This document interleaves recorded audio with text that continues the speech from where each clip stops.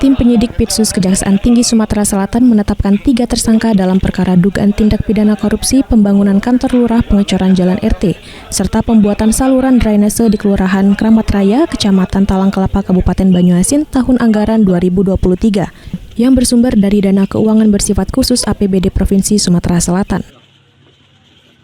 Asisten Pidana Khusus Kejati Sumsel Umaryadi didampingi Kasih Penyidikan dan Kasih Penkum mengatakan tim penyelidik telah mengumpulkan alat bukti dan barang bukti, sehingga berdasarkan bukti permulaan yang cukup, maka penyidik menetapkan 3 orang tersangka dalam perkara yang dimaksud.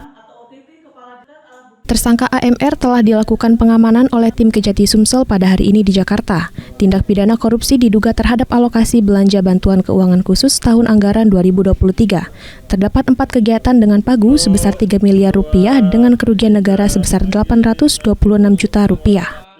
Jadi saya akan sampaikan bahwa peran daripada masing-masing tersangka, yaitu mereka secara bersama-sama telah melakukan perbuatan KKN, korupsi dan nepotisme berupa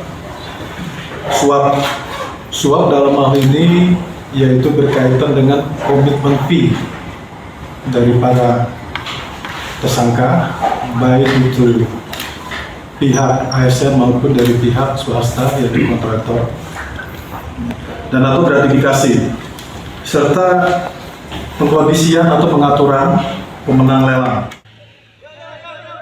Dari Palembang, Guntur iNews melaporkan.